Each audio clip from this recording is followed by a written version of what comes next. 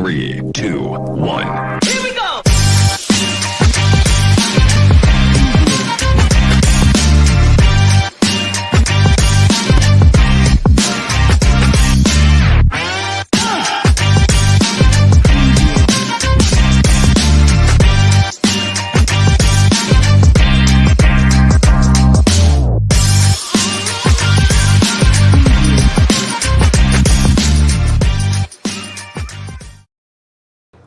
Ahoy!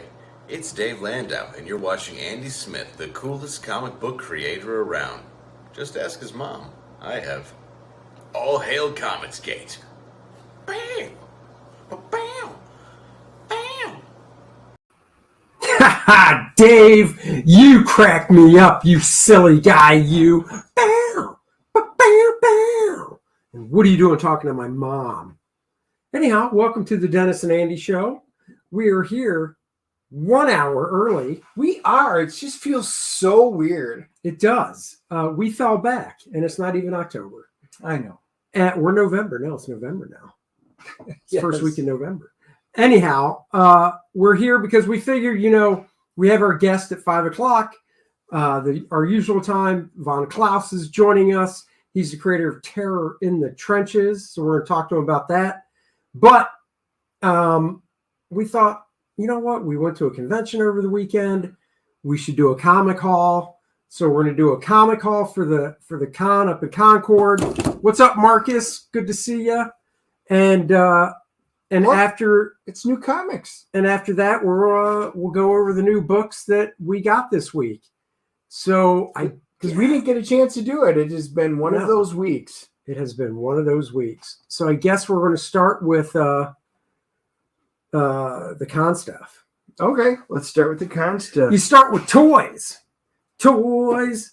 As I rip this little price off, it's just driving me crazy. It's not like it was expensive or I'm embarrassed about it. Just get it off of there.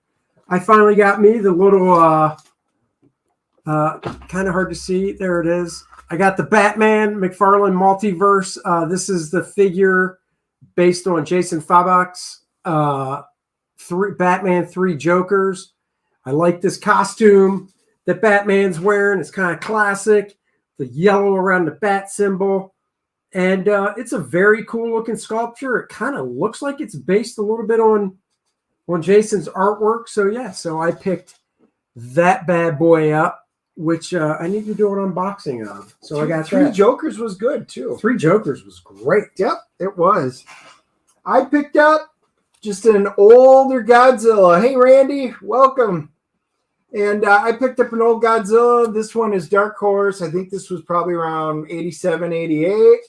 And it's just, it's a number one. I actually didn't remember if I had it. It didn't pop up. And I did not. So my memory was good. So I was pretty happy. Oh my God, for once his memory was good. It was. So yeah, so what's up, Randy? I also got for half off this nifty trade paperback, Batman in the 60s. I got it not for really any. I guess the reason I got it is because it starts off with some early 60s stuff. I believe it starts off with a story from 1960 when it was still written by Bill Finger with art by Dick Sprang and Charles Paris. And I just really like that really old school art style of Batman that Dick Sprang did. Then it gets into newer stuff with Carmine Infantino when he was on the book. And then there's some Gil Kane stuff in here. And last but not least, Irv Novick, inked by Dick Giordano. Really good stuff. So had to get it for half off. So there you go. Got that. And Hyper's in the house. What's up, Hyper? Let's see. It's quite a haul of comics. It is. And it's a beautiful day here. Sorry to hear it's freezing rain there, but here it's 70. I know Marcus stopped by to say hey and chatted with us, so he got to see our endless supply of comics. Yep. Logan's Run, number 6. And I think most of you, everybody that watches this channel are pretty smart in comics. This is the one that has the backup story of Thanos in it. You can never have enough copies of it. First appearance of Thanos. So drawn by Mike Zeck. It is. Wait, so you already have that? Oh, yeah. Are you serious? Of course. So now you have 2 of them. No. No, I don't want it. I'm No, just no. saying. I have 3 You have of them. 3 of them? Holy crap. And this one was 30? Now you have 3? Yep. Good. Bobby always night. comes around. He always brings some good stuff. I couldn't resist. It was a nice shape. He comes to a lot of the shows and brings stuff to sell. Wow. And I usually buy something from Bobby, and I couldn't go wrong. What's up, AJ? I told Dennis he had to wear sleeves today in case you drop by. Well, and for those, in case Mark, if you pop on, I said I was going to wear my sleeveless today. It didn't happen. She's been on meetings the entire day. So next time it'll be ready. You're going to see the new DNA shirt. Ooh. So I'm showing 2 at one time because there's a theme. Moon Knight #1. I already have the original Moon Knight #1 from 1980. I've had that for years before it was worth anything. My copy's probably worth about $20. It's not in great shape, but I want to get the old Mark Spector Moon Knight #1 because it's written by my pal Chuck Dixon, drawn by Sal Velluto, inked by Mark Farmer. So that's not a team up you usually see. And then I want to get Moon Knight #1 Fist of Khonshu. I've always liked Chris Warner's art. Chris Warner did the art in it. So I picked them up because of Moon Knight and because I already had the #1 of the original Bill Sienkiewicz series. Doug Munch, I believe, wrote it. So that's why I got those. Those are classic. Yes, they So shout out to Larry Allen, and he got me some really cool stuff. I watched Logan's Run the other night. Ooh, the movie or the show? The movie is great. Michael York, of course. thinking he means the Farrah movie. Fawcett. That's right. Go there and get yourself a DNA shirt. Yeah, and next week you'll see what it looks like to have cut off sleeves. You can do that too. Oh, wait. Oh, yeah. Wait, you're going to wear cut-off sleeves? I will Will Smith your ass. Oh, I damn, will Will you Smith went your there. ass. Oh, yeah, but I won't Chris Rock it. I'll Rochambeau you. Oh, damn, he's going to grab my balls. That's not grabbing it. That's a He mighty said it was hard the hit. movie. That's Sweet. right. I love that movie. Really do. Sanctuary. That was good. Well, hello there, PAJ Production. Thank you for joining. Yeah, All right, go ahead. welcome. So 3 booking records. So Larry got me. These 2 are beat up, and that's okay. He knows I just want to play it. I don't care so much about the covers as long as the records play. And the Hulk and the Planet of the Apes. And this one I already did. The record's a little warped, but it played. And of course, Frankenstein. So you can already go through and check. Did the full playthrough of it because it basically reprints Frankenstein #1 from Marvel Comics. So is that It's Blue? awesome. It is awesome. I think that's... Oh, it doesn't give credit. Oh, Randy super chatted. I was going to say, I think it's Mike Plug. It is. Thank you for the $2. Andy's pimp hand is strong. You damn right it is. Don't make Andy smack a bitch. See, it is true. So you just got paid for slapping me. So it really does work. It's the Hollywood mentality. Thank you, Randy. You just proved a point we were talking about. This is nice.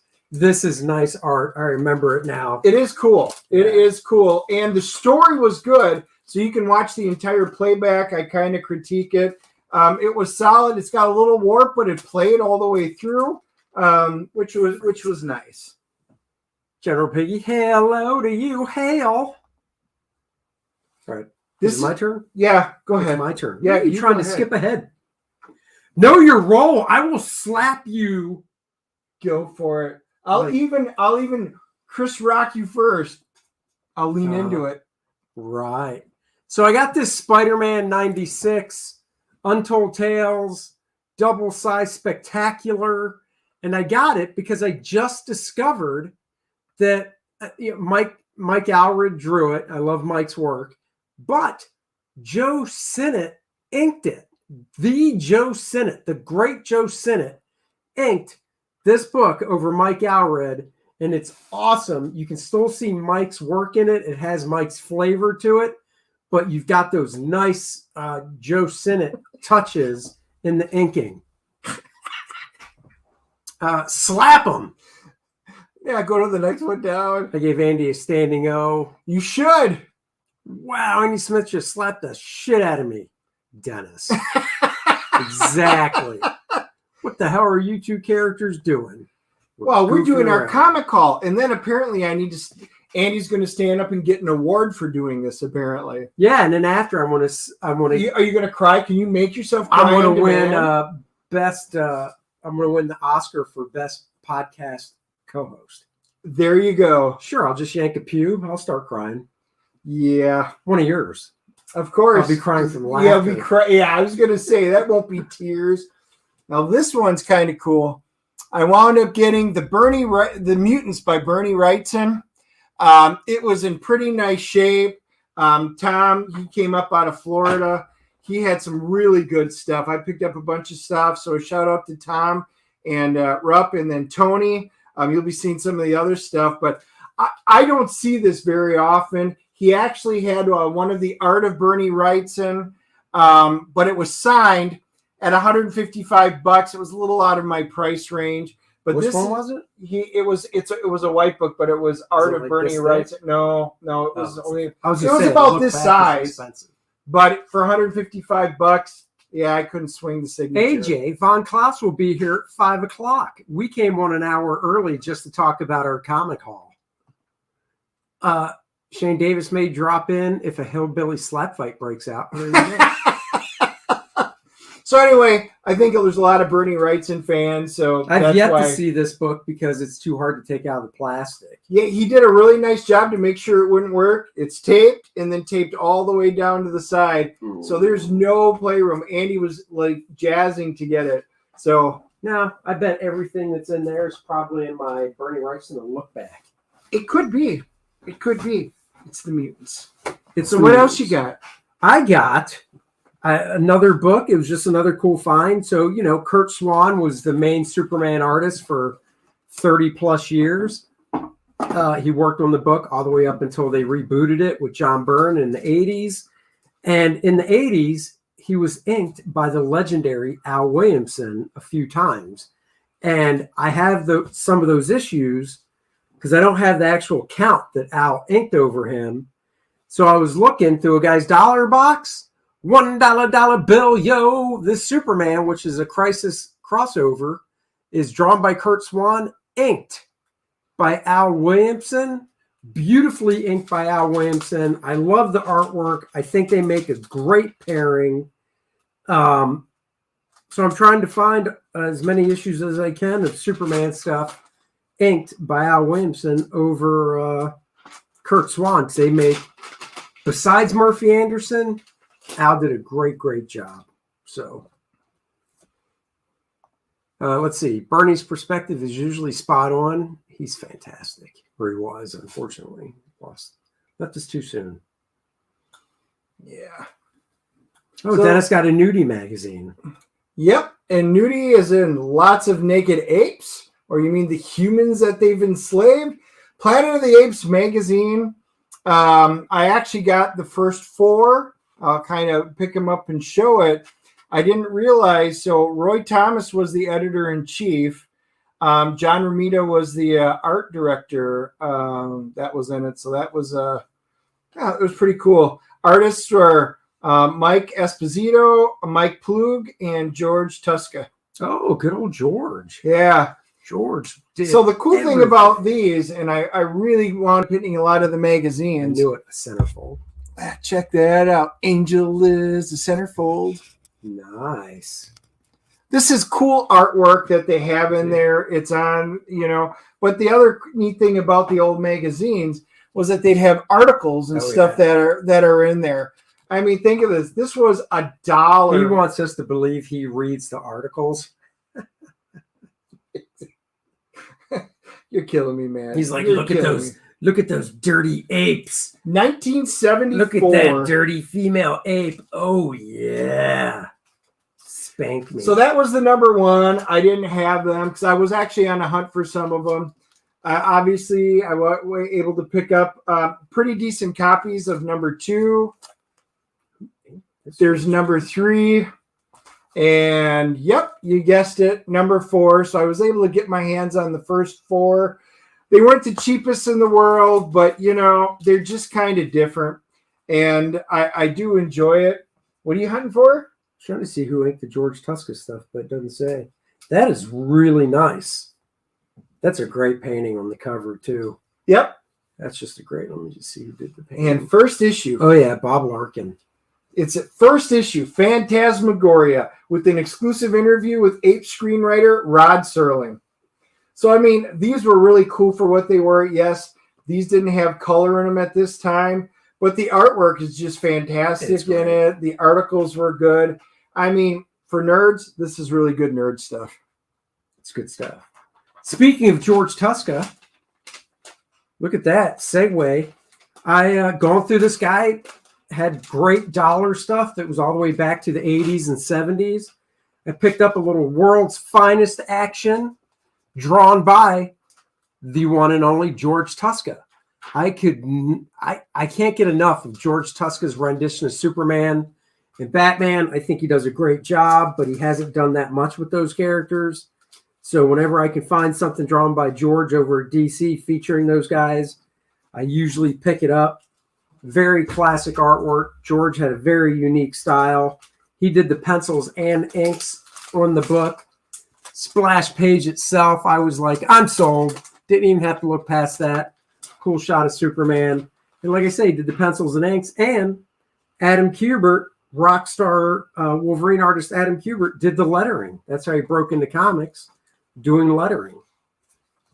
So there you go.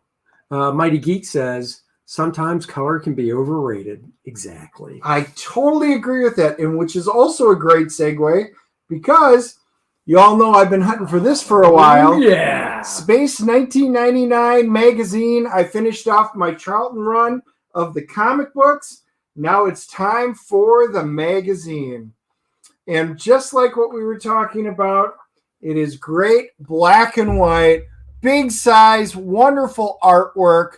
The pencils and the inks and everything were great in here. They even have really cool, I mean, ads. Like when you open it up, I mean, come on, take a look at the ads right when you open it up.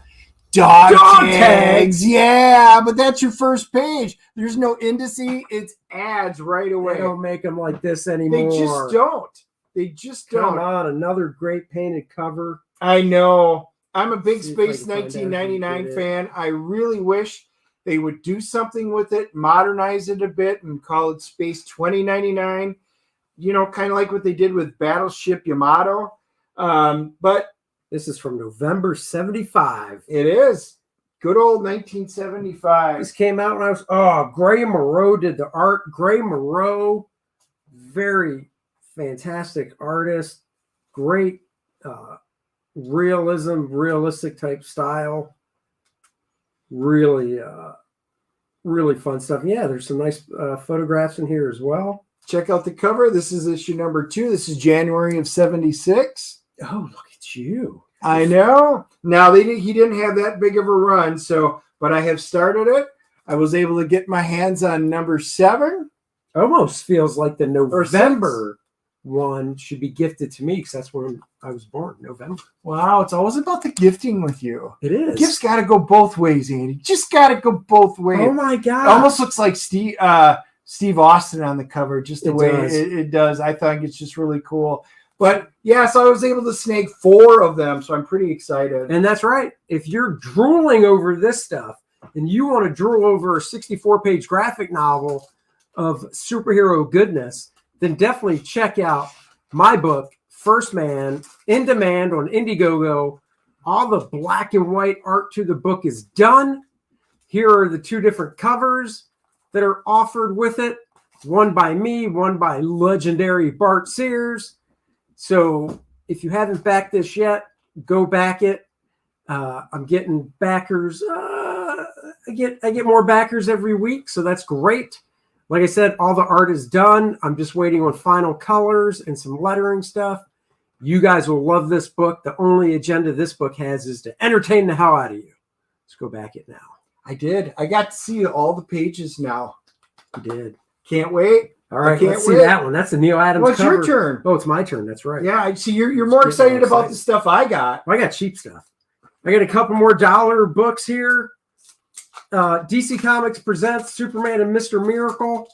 Why? Because I had this as a kid and I don't have it anymore. It's drawn by Rich Buckler and Dick Giordano. I love Mr. Miracle. Him and Superman team up, so I had to get that. And then I also got this DC Comics presents Superman teaming up with the Legion of Superheroes, drawn by Dick Dillon, Justice League fame. However, inked by Dick Giordano. I've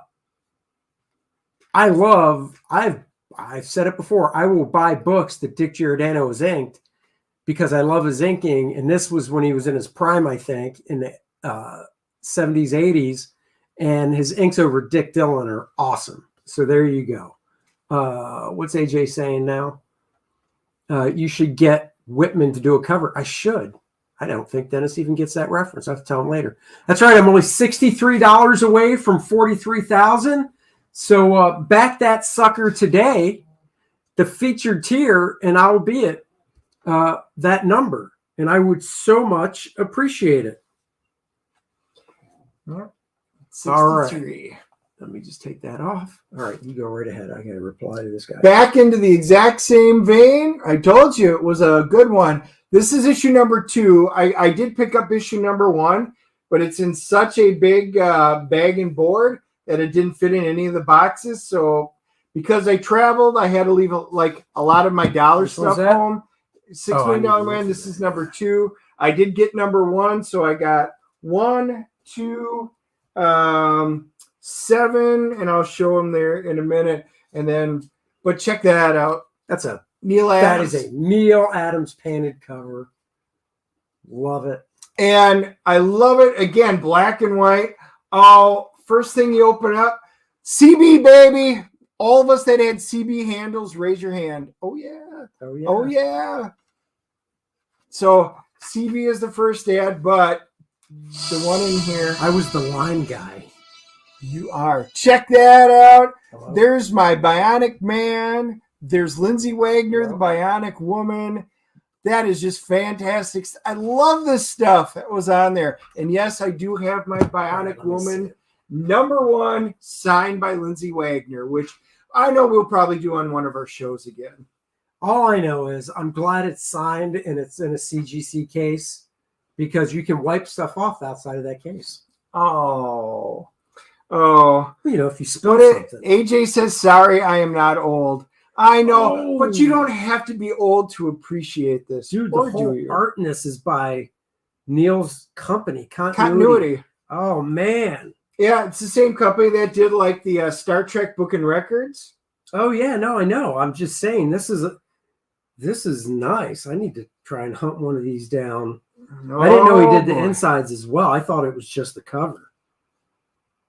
Look at that. Now Andy's wishing he would have hunted these down. Well, now I got to see how much is. Well, did he do number 2? Is that number 2? That's number 2. Oh, this is number 2. Number 1 is back home. I couldn't bring because it's in a much bigger container. It didn't fit. Is that Neil Adams as well? Yep. Is it? Yep. So I suppose you want to find out if. I also have number 7. So now I guess we're going to have to crack this one open. Well, you know, because I know you're not shy about things. I will ask, what did the number 1? What's number 1 go for these days? $40. Number 1's only 40? Yeah. Oh, that's nothing. What'd this go for? That one was 35. Oh. And I assume that's number 3? Oh yeah. No, I didn't. I couldn't get a 3. They didn't have a 3. Oh, they got a 7. Oh. I bet but that's not Neil. Check this out when you open it up. Oh yeah. Look at that. Still shots from it. Oh yeah. All right, let me see this. Yep. Oh, this one's not in as good a shape, but that's okay. It's okay, Dennis. We'll forgive you. Look at Randy's like Lindsay Wagner with hearts. Yeah, she was amazing. Seriously, I think almost everybody that watched it back in the day kind of had a crush on her and Linda Carter. You know, it's kind of like the Linda Carter Nope, thing. this is drawn by Jack Sparling Studio. So so at some point they changed studios. But I tell you what, that 1 and 2, I got something to look for on eBay now. I got to get me those. That's some great Neil Adams Studio black and white stuff. We're going to have to do a little research and find out how many that Neil Adams actually did. I'm surprised Jackson didn't come up and want me Envy to is buy one of that. the 7 deadly sins, Andy. So what? So what? He's all about sins. He's already slapped me, so violence is up there. That's right. Last book for me, which is no big deal. I used to have it as a kid, don't have it anymore, but for $1 bill, yo, I was like, you know what? I will get it again. And that is History of the DC Universe, Part 1. George Perez art. Had to get it. Now I just need to get Part 2. And I'll have them both. And I totally forgot about this book. I remember when it came out as a kid and reading it. And it really is a nice timeline of the DC Universe from, back then. Now it's all out the window. But it's still very cool. So I picked it up. Well, oh, yeah. I'll be looking through this. I bet you will. Well, I snagged multiple copies. Y'all know that I've got the first Betsy Braddock, which I went over and got a Chris Claremont signed one over when I was in London. And these are really hard to find. I never see these at any of the shops, almost none of the conventions. So I was really excited to find Captain Britain. So I've kind of decided I may go pick these up. What do you say? And now all those DC characters are gay. Welcome to hell. Not wrong. It's true. But no, this is just good classic. I love the old paper. It's that really good. Chris Claremont wrote it. Herb Trimp. Yep, and Fred Kita were the artists in this one. Yeah. These don't hold up as well. I can't remember. I do not have a number 1. I now have, I think it's 7 or 8 is the first appearance of Betsy. So I've got a slab one of that. This has a great Steranko shield reprint in the back. Very cool. It's got a thing, or I should say a Fantastic Four story. Look at that. Look, there's something John Buscema. Parts of it are colored. Parts of it are not. They're black and white, pencils and inks. Oh, there you go. But here's something you never thought somebody would do with, with one of these. Oh, yeah. Look at that pinup. Nick Fury, baby. Isn't that awesome? Fury. Look at that. Good stuff. There you go. Oh, Randy Howell. Randy used to have the number 1. Now I'm nice. I've got the older ones where he's in the new costume and stuff. So then I picked up number 5 in the same vein. Road to Hell. Now, let me see number 5. I'm going to open it. Okay. We got tons of time. We do. We have plenty of time. Just don't want to keep everybody waiting. Nobody We're cares. going to stick this. They love us opening comics. It's like Christmas time. It is. You get to experience our joy. Especially when we're there shopping. Marcus got to experience it because he saw us bringing it back and then popping some of them open. And then, of course, I wound up having, they were a little pricier, but I wound up picking up issues 18 and 19 because Red Skull, you bet they have Red Skull stories. And I was like, I got to look at those for sure. I already knew you were going to say that. No, I'll tell you why once I see it. This is a great one. This collects the famous fight between the Thing and the Hulk from that early Fantastic Four. It also has another great Shield story in it and more fantastic artwork by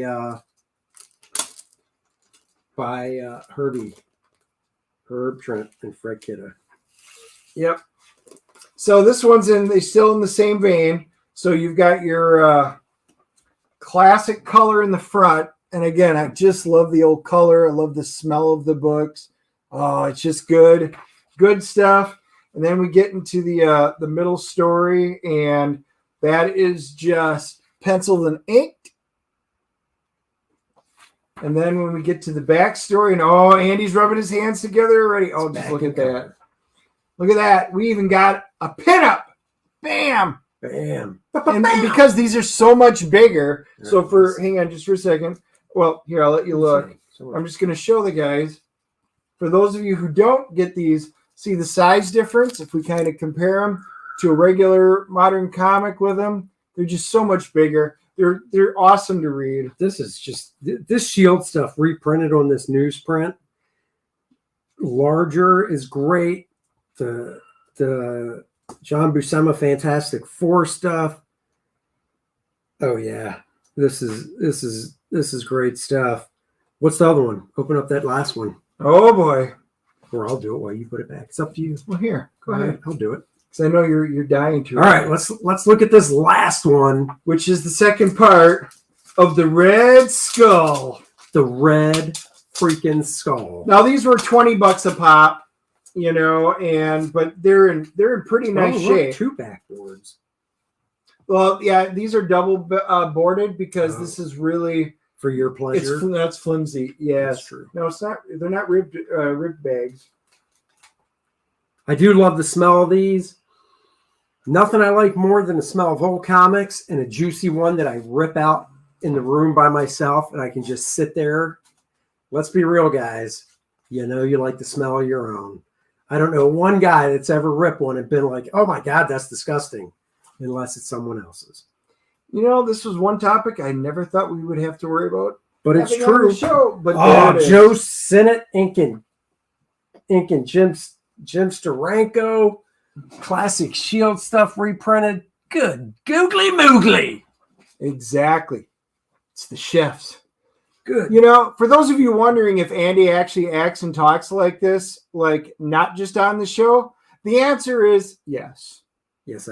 Yes. This is very normal, Andy. I like the ferment. Isn't that cool, though? Yeah, that's awesome. Those are not the issues I'm looking for, though. I do have a wish list with Captain Britain, and besides number 1, it's later issues when John Buscema took over, doing the art on the stuff.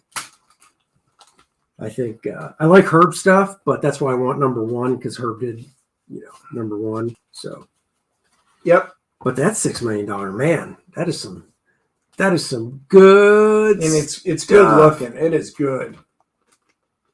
All right, are we done with our haul? That's it. So I guess we're on the new. I actually got a stack of newer stuff, but I didn't bring it just because of space, and I'm not at home, so I couldn't bring the newer stuff. But it was mainly, I did some cross-gen stuff, some Solar Lord. I actually picked up the entire Image run. Yes. So there were some good books that I was able to get.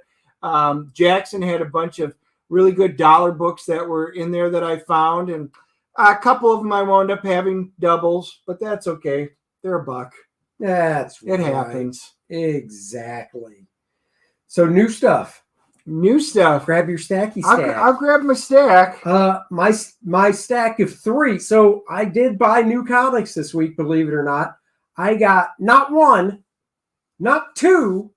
I got 3 books this week. That is a large week for this guy. That's like a triple week. So what's the first one you got? Well, they're down in the house, but there's one overlap between Dennis and I. Oh, it's got to be this one. So we'll go with the overlap first. Silver Surfer Rebirth number 3. Now I did not have time to pop up digital pictures because we had an early show, and by the time I got back, so I figured we'll just bring them and we will show them to you guys. I only got 3 quick flips up. The 2 new X-Men and somebody wanted Radiant Black up already. So good afternoon, Stat Zero. Oh, Stat Zero joined. Welcome.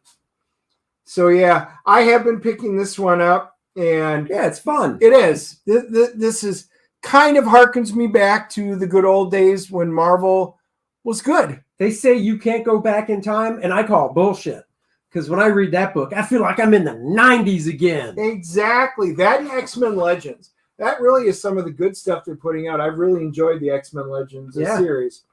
So what's the second book you got, Andy? I got the new Hulk, Incredible Hulk book by, I guess it's Donny Cates writing it. But I'm buying it because I love Ryan Ottley's artwork, and he draws big dudes awesomely.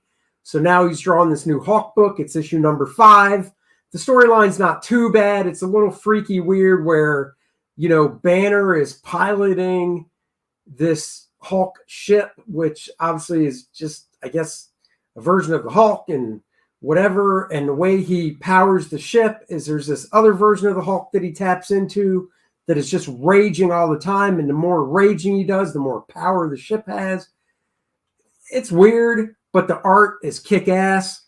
So Hulk number 5, full transparency. If it's a 6-issue initial story arc, I'll decide after the initial story arc if I want to keep getting it or not. But I'll finish the story arc. It's issue 5. I assume it's 6 issues.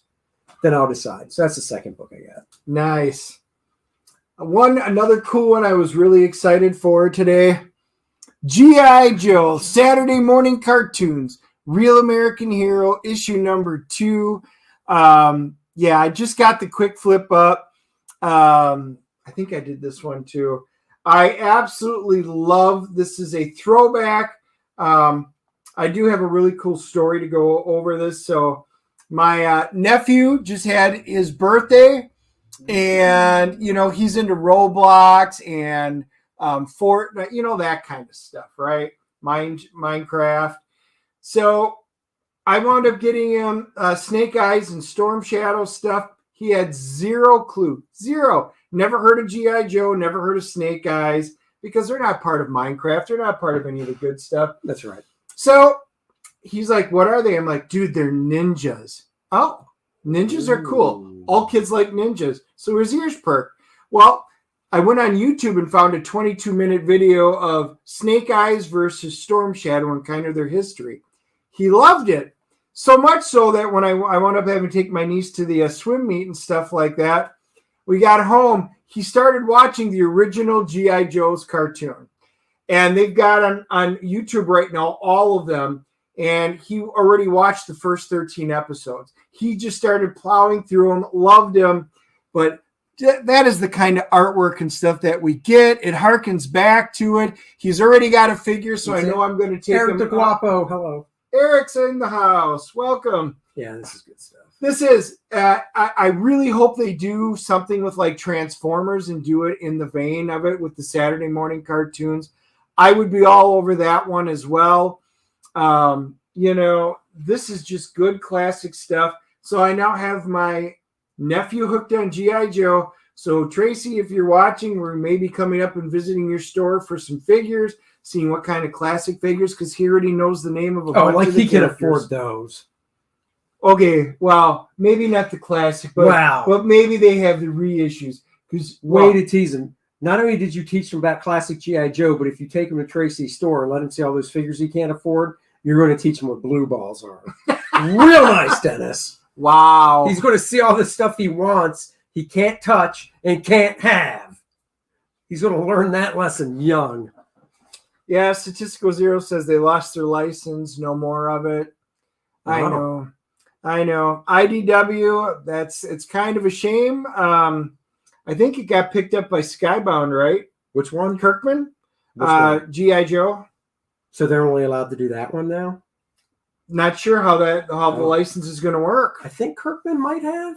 So I know he was in talks for picking up, let's see, G.I. Joe, Transformers, and I think there was a third one. So if you guys know the absolute answer, just type it down below and we'll pop it up on the up on the screen. Well, this started the new day of, yes, X-Men has relaunched all their number ones, starting out. Jonathan Hickman, Declan Shalvey are doing it. I just put my quick flip up for it. God damn it, Dennis. I know, and look how big it is, too. Whoa. $5.99. One day I don't wear pants, and he has to, man, we're on a live stream. The price of the book. That would be, look how much it is. That's a big book. I'll even let you feel that one. That's weighty. Right? Whatever happened to the overweight lesbian Eskimo G.I. Joe? I think they cut her open and used her for heat, kind of like Luke Skywalker did. Oh my God, was that a Will Blubber joke? Did you just go there? Yeah, I did go there. That is so insensitive because she has a condition. She like that supersized model whose name escapes me. She suffers from it's not bulimia, it's anorexia. Oh boy. Yep. Now it's created a whole new thing. Anyway, that's a good idea for a comic. Marcus says, "Oh no, the Joes will be zombies." Oh yeah. Will Dennis X suffering ever end? I wouldn't hold my breath. Neither would I. I think he needs an intervention. Just so you know, Hyper, I dropped some books today. I brought in my little list and I dropped Alien. So Alien is now gone. So I've whittled down another one. Like, you know, Hyper, the problem is you have a memory like an elephant. You never forget. The problem is you don't forget what Andy says. Of all people you listen to have remember, you listen to him. Here's my thing is, what you dropped Alien? I did. I thought you liked that book. I did. The first arc I thought was fantastic. Second one I'm not liking as much. It's all right. And I'm like, you know what? I've got so many books right now. I'm kind of dropping my all right ones. I dropped Bolero, Heathens. They had a second Heathens book. I dropped that one. Yeah, there were a number of them that made my cut. So I whittled my Marvel down, except for my X-Men. Alien is the only mainstream book I'm buying. Well, there you go. Yep. And Randy says Kirkman Skybound has picked up a number of Hasbro licenses. G.I. Joe, Transformers. IDW still has My Little Pony. Okay, My Little Pony. So there were only two. All right, that is good to know. Now, this one's been a great book. I did my quick flip on this, so it's up to you guys. Go check it out because I already had somebody ask they already want the full review, and I'm going to. This is issue number 13, Radiant Black. This one starts, I think they're going to call it season 2 or year 2. So episode or issue 12 ended basically their episodes. They're starting with the new year. So this is the launch of their new story. So we're going to see how good it is. Radiant Black was or Radiant Red #1 came out. That was solid. You get to find out about her background. So it's still the same. It's still Higgins and Costa's back doing it. So the artwork's been really good in it. The story's been solid. This has been a solid book. As long as they keep up with this quality, this may be a book I just keep on my forever list. Wow. Do you know how hard it is to get on Dennis's forever list? I just made it, and I've known the guy for years now. I mean, it's amazing. His wife is not even on the forever list yet. Nope. But I don't know. Did you get a Christmas card? That tells you if you made the list. No, you bastard. Oh, there it is. You didn't get a Christmas card. Well, now I know who I can strike off my Christmas card list. Oh, there we go. Oh, it's tit for tat. It is. I actually don't send out Christmas cards anymore. That's why. Darth Vader. Put X in front of the title and Dennis will buy it forever. I know. You're going to keep teasing me. And you're not wrong so far, but honestly... My X Little Pony. Speaking of X... Oh, no. Immortal X-Men #1. Dun, dun, dun. So after the ho-hum experience of the death and lives of Wolverine comes Immortal X-Men #1. Oh, the Quiet Council. What's going to happen? I don't know. This book on the surface feels like it's a lot of politics. It kind of is giving me the feeling of Star Wars. Instead of lightsaber battling, it's when they're all sitting around in the Senate and sitting there talking about the Senate, which obviously is my most favorite Star Wars stuff, is the incredible Senate discussions that they have. If they bring in Jar Jar Binks, this might just shoot right to the top. Are you reading our comment? Your comment? Well, let's see. There's lots of comments. No, the one I have up on the screen. Oh, comics will always be Dennis's first love. That is true. I do love comics. Are they calling the book Women X yet? Not yet. Not yet. Well, Hey-o. they're gonna. I got a feeling they're gonna put out. They did the Women of Marvel. Pretty soon they got so many women. It's going to be the Women of X. And they did say, "Don't call us X-Men. We are X people." They did make that comment. Sounds like crap. Why do you buy that? Well, did you hear that apparently Disney employees, when you come to their park and stuff like that, instead of saying, "Have a great day, boys and girls," "Hello, dad and dad, Right. mom, whatever, they're dumping that. It's Right. just No like, boys and girls anymore. have a good at Disney. It's going to be have a good day, everybody. Have a good day, everyone. No more. Have a good day, boys and girls. They have gone gender neutral at Disney. Jesus. You know what I say to Disney now? I'm done. Yep. Thank God we had gone to Universal because my wife's a huge Harry Potter fan. We had done that. I don't need to go to Disney. Don't ever need to go to Disney. Disney has ruined everything, and they can't help themselves. Hello, biological life forms. Exactly. Oh, that might upset somebody. Here's one that I'm not sure how it got in my poll list because I don't think I got number one. So I am going to have to find out. I did it. It says warning mature content. It's SourcePoint Press. So usually if SourcePoint Press comes out with something, he always tries to get it for me, even if it's not on my list. It's called In His Own Image. So for some reason, I don't think I got a number one. So I'm curious. I don't really know a lot about this one. So when I do my quick flick, I'm going to be doing it. Gabriel Schiavone wrote it and drew it. So don't know anything about this one. So if you guys have heard of it, you can let me know. But this was not on my poll, but it's in there, which means I'll probably try and get a number one and see what it's all about. Yeah. Yeah, did you see the Oscars have new guidelines for movies they'll accept for Best Picture now? Oh, is there a checklist now or what? Oh, no, seriously, there is. A movie has to contain certain aspects or whatever you want to call it. It has to have LGBTQ representation. It needs to be diverse. Oh, yeah, there is. I had not heard that. I know Netflix, that's basically most of their programming. That is, but in order to be considered a Best Picture, correct me if I'm wrong, but that's what I heard about the Oscars.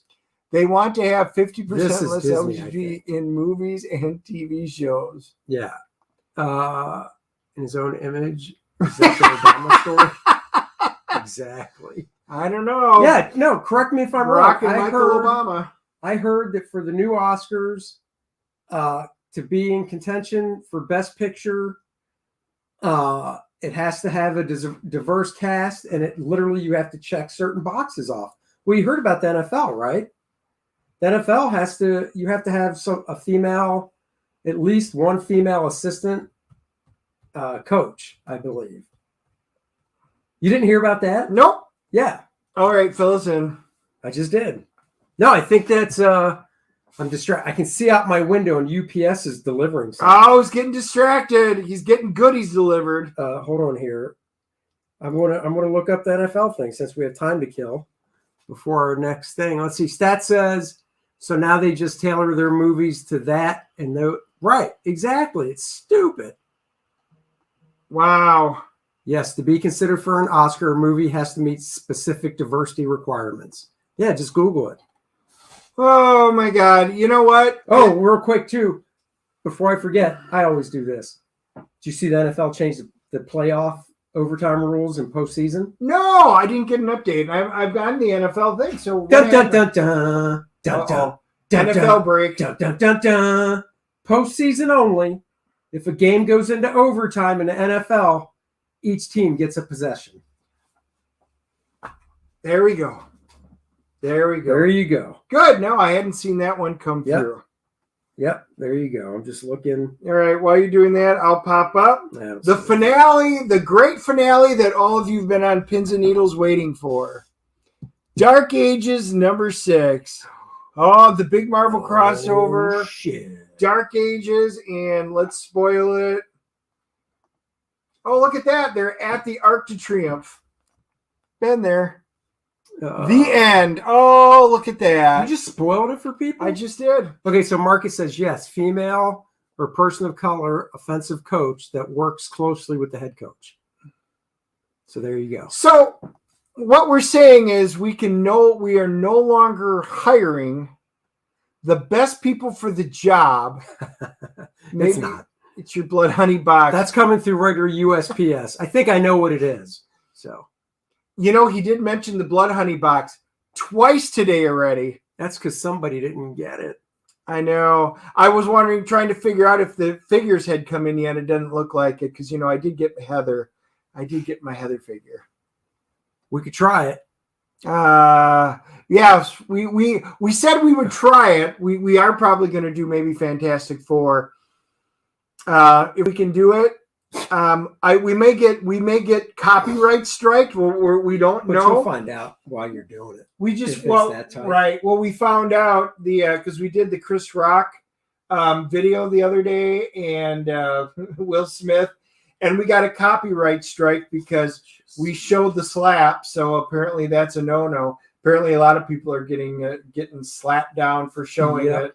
But I'm like, all right. Techno Freak, American Mythology Productions. This one, I don't know why I stuck with it. It was kind of fun. It's different. It's a futuristic kind of cyberpunk one. I like oddball, little comics. And while this wasn't phenomenal, it wasn't bad, but it was so different. It was kind of fun, kind of cute, kind of neat.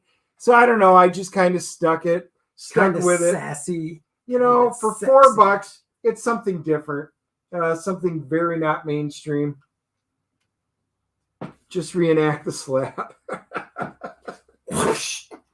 So I don't know if any of you saw, but there were a number of people out there today that were doing close-up pictures of the slap heard around Hollywood, and they actually showed when you zoomed in on Chris Rock that it almost looks like he's wearing an overlay on his face that goes like here. Now I'm going to Google it. We're going to have to see. And then they're showing it. It almost looks like there's like a plate or a face mask partial on there. So is it a setup? Was it staged? We were having our discussion. And I know that the internet is mixed. Some are saying it was staged. Some are saying it was authentic. It was authentic. Good Lord. I hear what you're saying, but I don't think you're necessarily in the minority or majority on this one. What are you looking at? There's a close-up.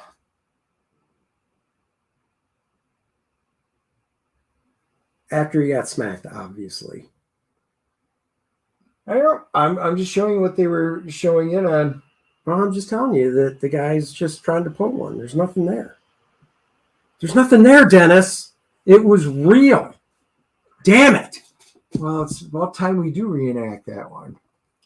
Shouldn't Andy Smith get an exemption for slap content? I should. He is slapstick. Slap worthy. Yep.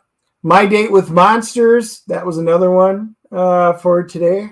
I say who gives a crap. But notice that's all anybody has talked about since Sunday night. Well, and this was the second. Do you know there's no COVID anymore? Nope. There's no Ukrainian war anymore. There's no Matt Gaetz introducing all of the Russiagate stuff into the congressional record. That didn't get shown. Suddenly, there's nothing else other than Will Smith and Chris Rock. How is that? Grassley, he stood before Congress and gave evidence. Oh yeah, we can't talk about that because Will Smith slapped Chris Rock. Just saying. Gonna go there. He went there. I went there. There's a reason. Now, Heathens. This one's been kind of fun. I've been waiting for this one to come out. It's because it's your life story, you heathen. Exactly. Now I kind of want to sing the song, Suicide Squad. Oh, you heathens. Anyway, final issue. I can't wait to see how it turns out. I'm probably going to do a full review on it. Cullen Bunn, he has been really active. And he's put out some pretty decent stuff. So kudos for these small publishers for getting somebody to do it. Oh, there's my variant cover. I got one variant cover of Immortal X-Men by accident. By accident. It literally goes into it. He goes in the store, the owner of the store that we know hands him his stack, and Dennis just blindly goes, okay, thank you. And then looks to see if there's anything else on the rack he wants, buys the stuff, goes home, flips through and goes, I don't ever remember this book. Hey, how'd that get in there? I know, it just happens. That's why you get issues of faith and not know it. It's a disease. Yeah, it is how I got an issue of faith. Rise of Dracula. This has been the reimagining Source Point Press. Rich Davis wrote this. It was great talking to him at a couple of conventions ago. We actually saw him. He did the Cult of Dracula. This is the follow-up, which is the Rise of. Puis Calzada's doing the artwork that's in it. It's solid. I enjoyed the story. I'm liking his complete reimagining on him. So this has been really solid stuff. So I'm glad. I think there's 2 more. I think it's a 6-issue series on this one. Carl Dude says, did you get the Hulk Grand Design monster comic that came out today? I looked through it. I thought it looked really cool. However, I did not get it because fool me once, fool me twice. You know the saying, after X-Men Grand Design, they did those really big treasury size ones. I got to be honest, I'd rather, for a $6 per book price tag on Hulk Grand Design, I'd rather wait until they're all collected and they do a big treasury one and buy that, which I have a feeling will probably be in time for Christmas. So, I'll wait. Yep. I thought it looked really good, but I'll wait. I got the X-Men Grand Design when they came out. I thought it was neat. The art wasn't. It was an interesting concept. I thought it was cool.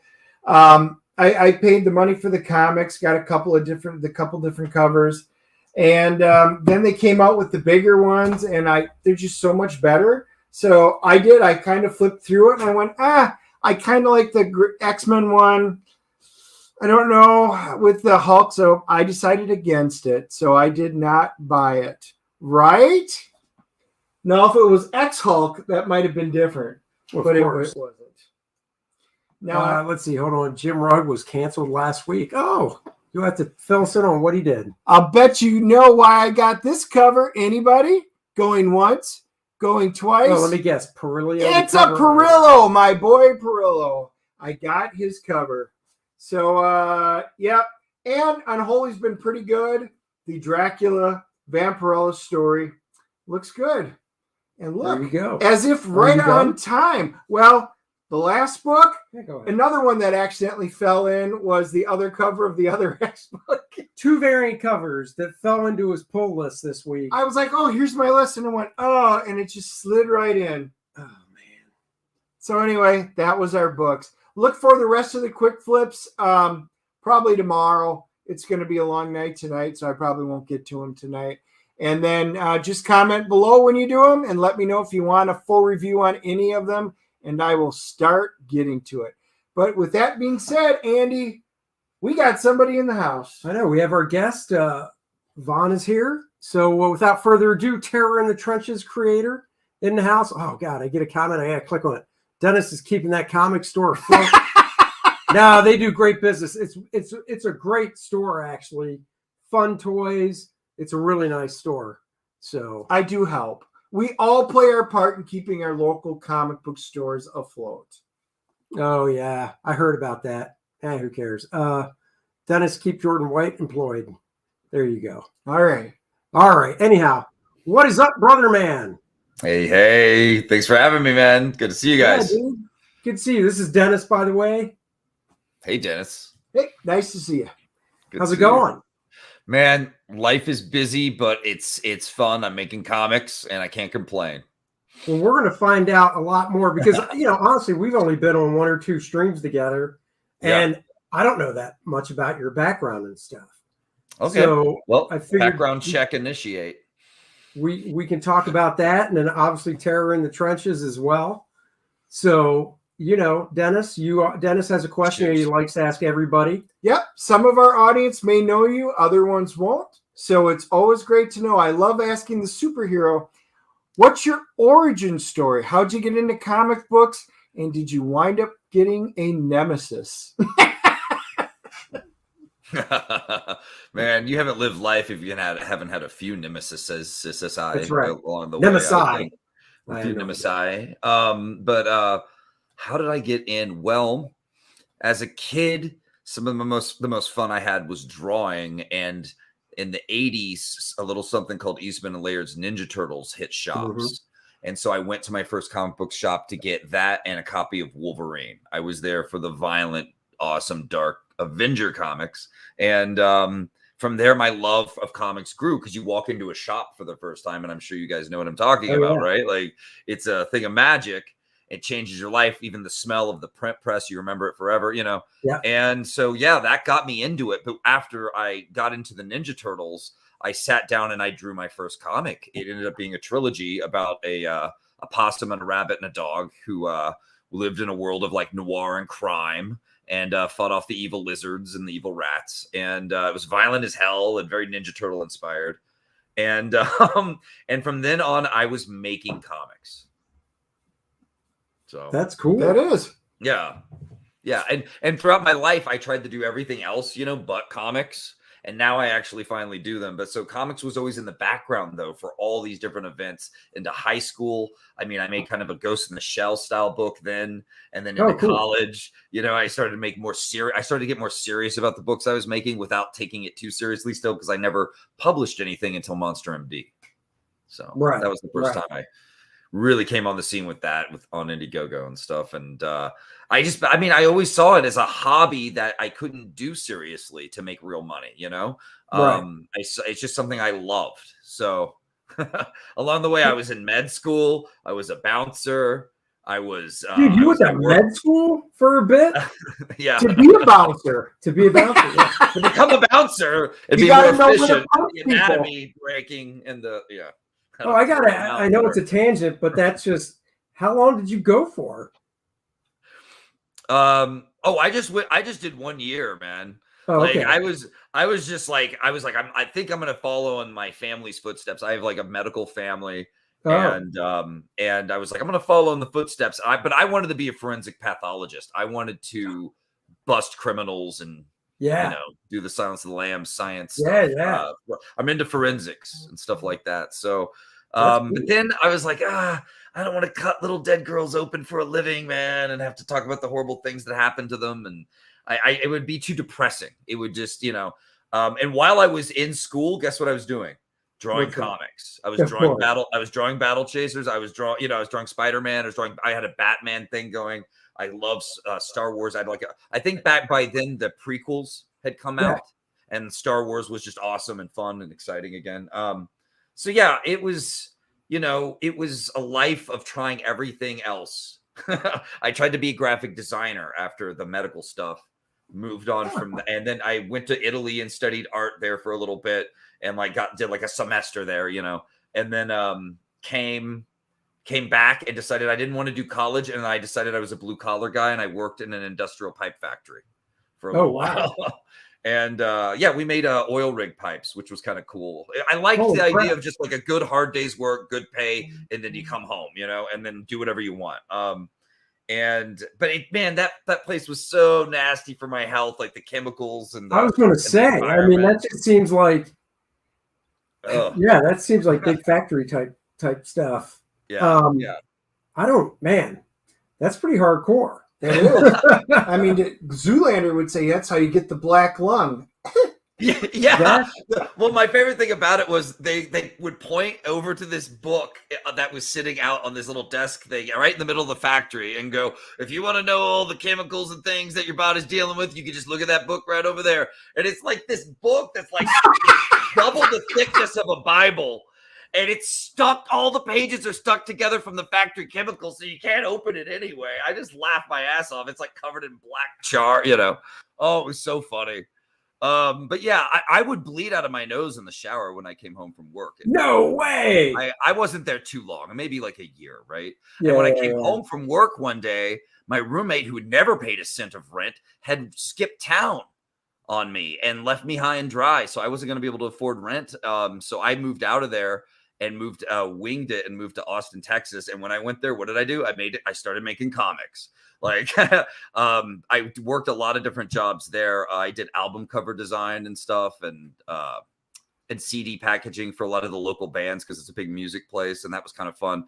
But I was making comics in the background of that the whole time. I ended up drawing and inking, writing 2 books before I left there. And then I ran like an online cosplay store for like anime and manga stuff, which sold really well back then. That was like on the edge of like Naruto coming to the States. Like they were about to come hit. And like, it was just this big time of of anime and manga, so like that did really well, but I didn't want to do that for a living, man. I wanted to be big screenwriter.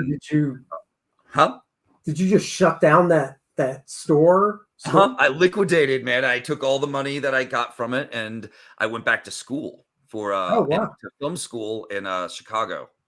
So it was trying to be a writer, screenwriter, director time in my life. I was like 26 by then. Yeah. And so I'm like the slightly older guy in the classes, but like that's good because I'm more focused and I can bond with my professors, and I had a great time. Got really into screenwriting and got really good at it. And that has all this stuff has influenced me as like a creator for my comics, Yeah, I don't think younger people definitely wouldn't get it. And that's, it's stuff our parents probably told us, but everything you do has an influence on what you eventually end up doing and stuff. Yeah. Even at the time, if you're like, oh, this is just such a waste, this is worthless. And then you never know. It could be years down the road, you're doing something and it clicks. You're like, oh crap, that did work, So yeah, like you're like, damn it, am I good at anything? A lot of your life, like a lot of it. And I was failing at everything, but in a weird way, I'm so glad I did, because I got to try so many things and experience so many things and learn what really works for me and what really doesn't.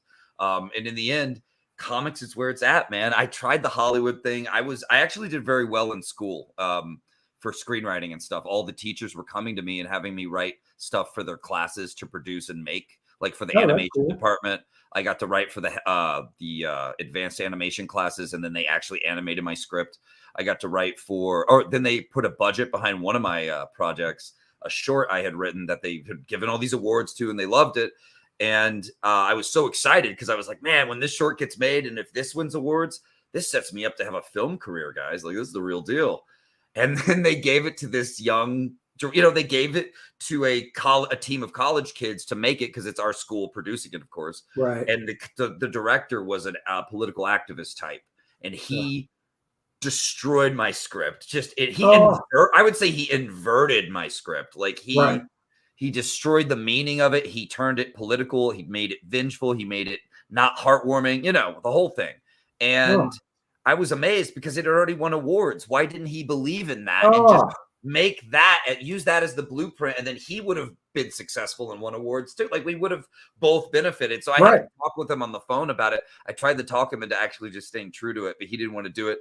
So he ended up making this kind of abomination that, didn't win any awards, didn't go anywhere. He just moved on from it. He didn't really promote it or anything.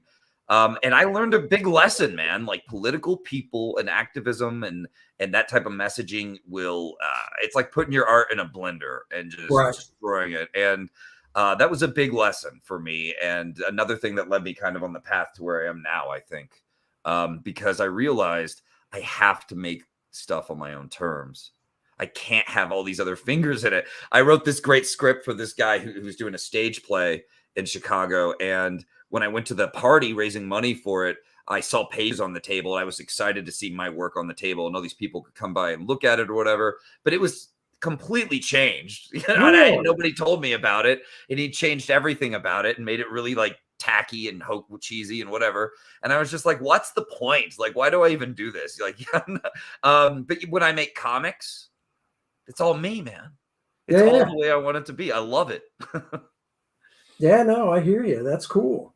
So when you did Monster MD, was that your first published stuff then, or?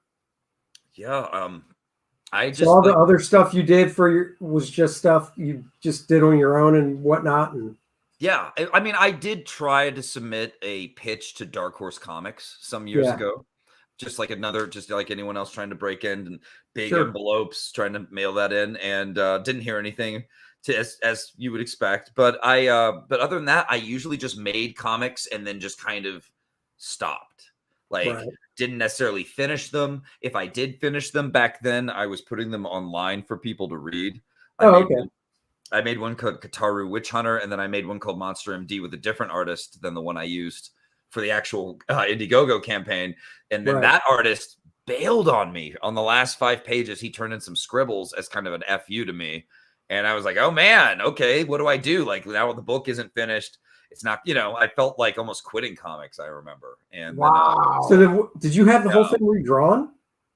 I did. I had to make a decision. Like, I found Monica, right? And I was like, if I could do it with Monster MD with this artist, we'd have magic. We'd have gold. So I was like, but I'd have to start over from square one. That's a big move. So yeah, I took the leap of faith, and it was worth it. Monica was definitely amazing. Oh my God, that is crazy. Wow, 5 pages. I know. I don't know why he got so bent out of shape and did that at the end. We could have just turned him in, It was weird. I don't know what happened with that dude, but he got really nasty towards the end, and I was just like, okay, well, I'm just gonna have to go somewhere. I was just like gonna put the book behind me and go, well, just another failure, because that's the thing that people don't tell you. Like, kids, listen up, all right? Before you become an artist, like, imagine hitting your head up against a brick wall for hours, like every day for a year. I mean, like, you're gonna. Calvin and Hobbes and how many strips he submitted before Calvin and Hobbes, right? I have no idea. How many? Bill Watterson submitted, if I remember correctly, I want to say 17 plus different strips before Calvin and Hobbes. And I don't know if you know about submitting for syndicates. And now remember, this goes back to 1985. Right. The strip ran, from 85 to 95. And the submission process for a syndicated strip really hasn't changed. So you have to submit 6 weeks worth of strips. So you got to submit 42 strips, including the Sundays. So 6 weeks. So, 36 daily strips and 6 Sunday strips, just for the possibility of getting rejected. Right. And then you do it all over again. I mean, my co-writer on First Man, Rob Snyder, he's a great cartoonist as well. He's tried the syndicate thing, and it like, people are like, oh, it's hard to get into comics. Oh, it's hard to get into the syndicate. It's really hard now because of how papers are going away. But even back when I was in the Kubert school in the late 80s, early 90s, you're looking at syndicates. I think the average they said was, if they get for every 1,000 submissions, they might pick 2 strips. Yeah. And back then, once again, way before the internet, all that, newspapers were so huge. He submitted over and over, and it just took him that long until Calvin and Hobbes finally landed. Yeah, Statistical Zero's actually just mirroring that. 2,000 to 4,000 submissions a year with only 2 to 5 picked a year. Yep. So, and 2 to 5 of 1% of everything that's out there gets picked. And the thing is, usually you don't start off at enough paper. So, I listened to Scott Adams, and I've talked to him a couple of times, the Dilbert guy. And when he first created Dilbert, which I think he said this is the 30th anniversary, either this year or last year was. But, I think he said for the first 3 to 4, maybe 5 years, he was still working a 9-to-5 job. It's so common, man. And you don't know that part. You only ever hear about the success part, Right. I love hearing about all the trials and all the horrors. And my favorite are the stories where it's like they were in their 40s when they finally made it. Those are my favorite. Have you heard, I don't know if this has ever been said in comics, but in the entertainment field, actors and stand-up comedians and stuff will say this. And the reason I actually know people that this really applies to right now is, they'll be like, oh my God, you're an overnight success. And then the person you're saying it to will be like, yeah, that took 10 years to get here. Exactly. And I know 2 guys that I did stand-up open mic stuff with back in 2005. And then I stopped doing it. I was like, it's really, there's so much work that goes into it. And my love was comics and whatnot. But these guys kept at it, and they had full-time jobs back then. Now they both make a living touring, doing stand-up comedy. Nice. The amount of work and grit you have to and just time you put in, and the amount of I can't tell you how many moments you have where you're like, I'm just going to quit. I'm just going to be done. There's so much easier stuff to do.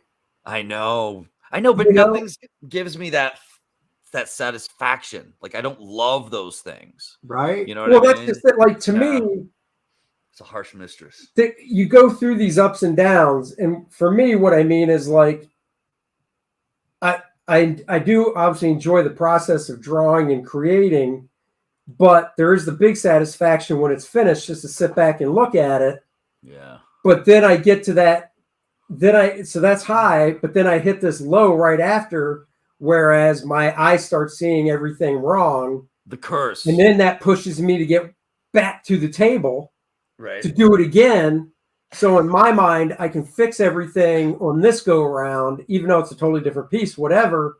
And then it's just a circular thing. I get that high when it's done, Yeah. then it's like, oh, back It's to a the cycle. table. Da, da, da, da. Oh, you know.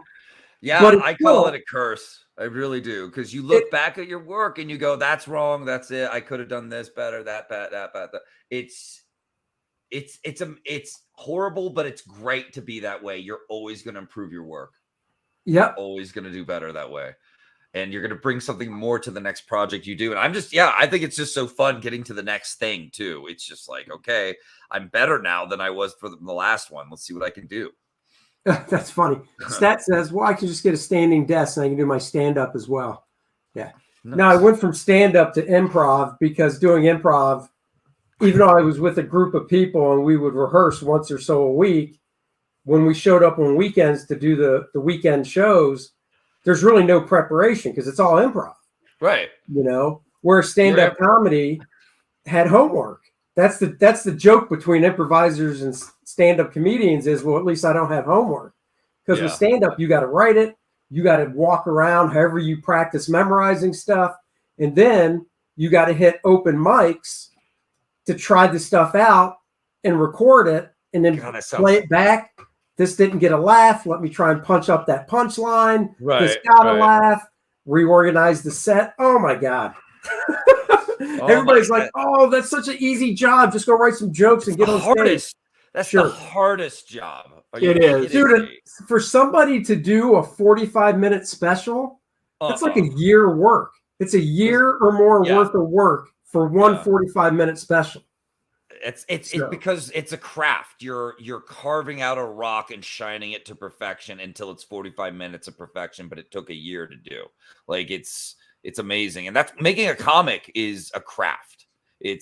You're taking all those elements, you're shining it down, you're polishing it to perfection. It takes a lot of time, and then when it's there, it just turns into this like story that takes people away for a minute. It's amazing, man. So Eric asked if there's any footage. Yeah, actually on my YouTube channel, if you go all the way back, because the footage is from 2006, I think. Wow, that's old. If you go all the way down the video chain on my YouTube channel, I think there's a stand-up thing there, and then there's also some skits because I did some sketch comedy as well. You know what? Maybe we'll have to make a playlist so that they can access it through a playlist. I feel like we got a project here. I feel like I would do that if I wanted people to have easy access. The funny thing, people just assumed everything's so easy today, and it doesn't matter what fields that you're in. Oh wow, it's so easy. You just did it, so obviously I can do it. Like you, I've had a lot of different jobs spanning different fields. Put myself through college by working at quad graphics, downpiling Playboys. Yes, Playboys. I knew you were going to say something. Dennis got his hands on pristine Playboy magazine right off the printer. And we got 50 cents a pop because, that's what all the extra books were. High Times were a quarter. They had, all these different magazines. That's what we get all the extras, right? Yeah. Yeah. But you always start out, whatever job you were doing, I always started out at the bottom. When I was in IT, and then when we started up our own company, you're at the bottom. And then I gave up my career to homeschool the kids. So that was a complete change. And then once my kids went off, then I was like, oh, time to get back in the workforce. Decided to sell electric cars and hybrids. Never did it before. You jump in both feet and not knowing stuff. In order to it took 2 years to become the best one in the area. But you have to put in time and the effort. You always start at the bottom and work your way up. The kids today think, oh, I just graduated college. I'm going to go in and do everything that you just worked the last 5 years for, and I'll do it in one day. Right. Welcome to the real world. You're about to get your ass kicked. Exactly. And talk down it and bitch slap by your boss. I mean, if you trust me, I'm glad. Back in the time when I was getting my ass handed to me by life, like I was feeling terrible. But now when I look back, I'm really glad. I'm really, really glad. Like it got me to where I'm at. It made me the creator I am. And it made me realize I need to do comics. That's just where I'm happy, you know. Andy, let's talk about that. Okay. Terror in the Trenches. One, if you want to share your screen, I always, if you can, because then you can have control over the scrolling and stuff. Oh, sure, man. Yeah, I'll get that rolling.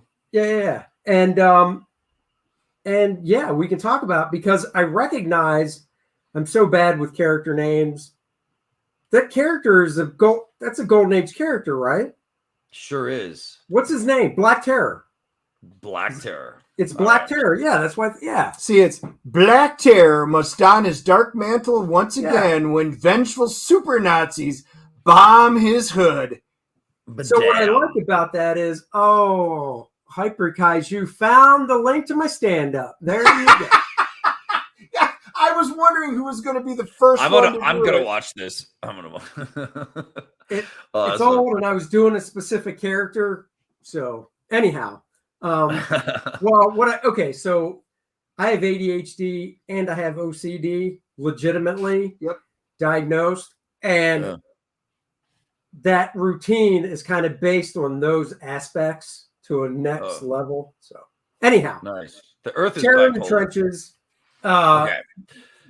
Dennis pulled it up, so he was able to read that. So I assume, obviously, Black Terror's public domain, right? Indeed. Made back in the days of World War II, he was kind of a dark Avenger hero people went to when they wanted to just see someone machine gun down Nazis and throw airplanes at them and just kind of do the things a lot of other superheroes didn't do. He was a little more violent. Yeah. A little more on the dark side. Yeah. So he was popular in his day, from what I've been told from like the fans of the old school Terror. You know? Well, I actually, so I know Dynamite does their Project Superpowers, and that's one of the characters they use. And this goes back probably a decade as well. I did a free comic book day comic forum, and the Black Terror was in it. Oh, so cool. I always liked the costume design and stuff. So I thought this was pretty cool that you were doing that. When you decided, or whenever you were thinking of your next project, how did you figure this out? How did you come across doing this? Man. Oh, this was so crazy. Monster MD was on Indiegogo, doing pretty well. And I just, I was just wanting to create. It wasn't a planned thing where I ever even thought I would do a campaign for this. It was more of a like, man, I'm up late at night, like having a good time, trying to create something awesome. But I was going through a breakup at the time too. So I remember when I'm going through stuff, like it's therapy for me to create this stuff. So I'm up late at night writing this book out of kind of like for the fun of it, but there's a little spite because I looked into where Black Terror is at these days on the shelves, and I read some of the stories, and I was kind of disappointed. I was kind of felt like they were kind of giving him the shaft. I felt like there was so much potential coolness that they weren't unlocking, and they weren't really treating him that well. So I got kind of mad about that, and I was like, man, this character could be made so cool. So in a weird way, you're making it out of spite. In another way, I'm just up late at night having fun jamming out this script. Before I know it, it's 206 pages of this. Holy crap. Dark Avenger epic that I just loved writing. And I became a better writer from this script for sure. Like I learned a lot more about comics. I fell in love with comics again writing this. I found new love and appreciation for the splash page, I think, while I was writing this. And so it was a great experience making this for me. But I didn't know what I was going to do with it other than put it in a folder and I said to myself, he's a Golden Age character. Those are not safe to invest in or try to crowdfund. They don't make much money, Maybe if I have more of a name in the future after I'm doing some Monster MD books, I could do this, So it was one of those like down the line things. But I got to tell you, like it just kept sticking in my mind all the designs I had done. I did these character designs you can see here. Or I mean, these are Monica's art, but I designed them and then had Monica draw them. And then I realized, like, we kind of should do this book. This is really cool. This is looking really badass. Should I zoom in a little? Does that help? Does that zoom in on you guys? Yeah, it zooms in. Yeah. Right. So, like, I wanted to, you know, it was one of those things where the book kind of kept calling me and demanding to be made. And I realized if I didn't make this, I was going to regret it. Like, this is such a cool, special, awesome story. And showing the industry what I can do with a character that they all know is kind of fun to me. It's I'm never going to get the right Wolverine. Like, I'm never going to get the right Punisher or whatever, but, you know, I can write Black Terror and show you guys what's up. So does Black Terror, because I you know, honestly, I don't know much about him. Does he have, is he you know, Batman Moon Knight type where he has no powers? Oh, he has powers in the way of, he's a doctor. He's actually a pharmacist by trade. And he created a formic ether back when he was in his original incarnation that he inhaled, and it gave him super durability, super strength. Oh, cool. Yeah, he'll be, you know, he's picking up airplanes and throwing them. He's, you know, he does Superman-ish things without the flight pretty much throughout his cool comics. So then he, but in my terror, I wanted to kind of bring him more into the realm of horror. And make it more interesting. So I took his formic ether gas thing and I made it something called terror gas, which gives him the strength and the durability, but it also makes it when he breathes out like a fear toxin, like the scarecrow. Oh yeah. So you'll see him as what you fear most. Oh, that's before cool. he tears you up, you know, and he can use it to interrogate, you know, things like that. So he lives up more to the name Black Terror now. And what else can I say? Like, it's not called formic ethers. I feel like it's cooler that it's like terror gas, and he wears the vials on his belt and he pulls them off and pops them like battle poppers and gets all high and evil. And I mean, that's kind of the point though. Like, he's got a creep factor to him. I want him to be, I've always liked the darker heroes that give the other good guys like a chill up their spine a little bit. And, you know, now the art, Monica, the art is fantastic. How did you, oh, man, you know, come across her, or what was the deal? With Monica, I saw her work right after I was, you know, my first Monster MD had failed. And I was like, wow, this artist captures horror, captures comedy, captures something that's kind of Bruce Timmish, kind of anime, kind of manga, in such a beautiful package. I mean, it's just all there. And I said to myself, if I could work with this artist, I could make hits pretty much. And Monica did a pinup for me of Dr. Wyatt Black from Monster MD sleeping in a chair after a hard night of monster mending, and the invisible girl, or his invisible friend Heidi, is about to dump a bucket of monster guts on his head. And when we finished that piece, I was like, we're gonna make hits for sure. Like, this is too cool, you know. And then we made Monster MD. So I told Monica about this, my idea for making a Black Terror, and just doing it so cool that no one could deny it, you know, like making it more than just your typical like golden age fanfare. It's something else. It's new kind of storytelling with like kind of an old school sensibility, I guess, or maybe a hat tip to the classics even. But now, does she do Monica, color and all? Colors actually are by Tiago Barça, a colorist that I wanted to work with for so long and never knew if I would. And somehow I got him on Terror. I'm so lucky, man. He colored a book called Grom, which stands for Galactic Rodents of Mayhem, which was really fun. And it's a beautiful book itself. That is something worth checking out. So, and I was like, man, I would love to work with that colorist. And yeah, so the combination just speaks for itself. Monica and Tiago's work it's Bruce Timm on steroids is what we've been calling. It is. It's really nice. It has a really nice feel to it and stuff. And the character sheets are just super cool. I love that stuff. I kind of knew, you know, this would be kind of a different type of book, you know, because it's not an original character. I had to kind of sell it on a cool cast. So that's just it. I assume okay, so this brings up a good question. Besides Black Terror, who else in the cast is from his original stories, or is it all made up except for him? Well, the other Golden Ager I used is Lady Satan right here to the right in the red cloak. Okay, I thought she looked familiar. Yeah. I'm not Yeah. totally up on all the Golden Age stuff. Right. Yeah. She was a classic Golden Ager whose husband was murdered by Nazis. And so she went on the warpath. No powers, just guns and knives. Just killing them, getting infiltration and killing them. And then a new incarnation of Lady Satan happened a few years after that one, where she's a mystic and she has all the powers. So they've played around with her in different comic book ways over the years. I took the mysticism and the guns and I combined them, and she's a gun witch who's very acrobatic and has all these guns flying around her, and she's blazing, blowing everybody away. So it's something I've always wanted to do, and the character just was perfect for it. So, bam, she's now she's a agent of vengeance like Black Terror in her own way, killing Nazis and loving it. Dude, that's cool. So what's your writing process like? I assume you do full script for her, or yeah, I'm a big like structure guy, get it all set up. I do a lot of like I like to do like freeform notes first when I'm starting out, like just let it be loose and just write a bunch of cool scene ideas for things you could do. But then as it develops, you start coming up with rules for your universe, things that work, things that don't work. And before I know it, I'm writing a 3-act structure like I am a movie script. But I still don't think of it as a movie. Like, it is a sweet ass comic book in the end. And then, from that 3-act structure, I go right into full scripts. Nice. That's I also cool. I'm big on, I do my character. Oh yeah. And I'm big on doing my own character designs. I do image or folders full of like all the inspirational images. So the whole team can capture the atmosphere, the environment we want to get.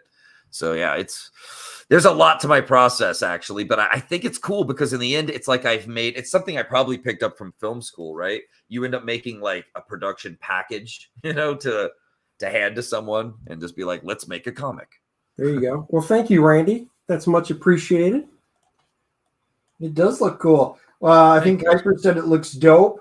And it does. I mean, this looks really, you're right. It is Bruce Timmish and it captures everything. I'm glad that everybody got a chance to see this. This looks awesome.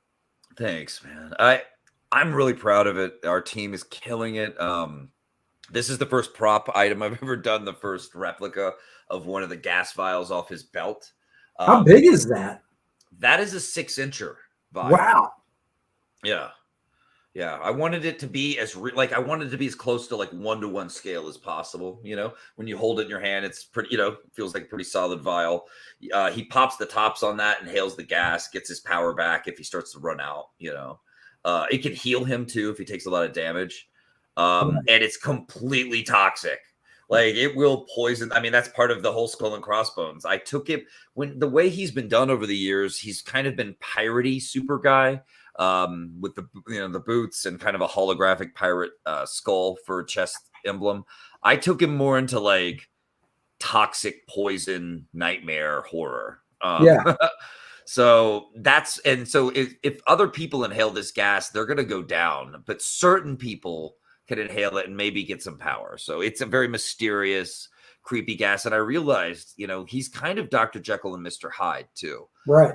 He invents his own thing and then it turns him into this kind of badass, but he's also, if he inhales too much or gets too freaked out, he blacks out and it's like a berserker rage thing where like friend and foe alike will get cut up by him. So he has to watch himself, he has that thing hovering over him, that gas that can, is kind of eating away at his brain a little bit. Let's just be honest.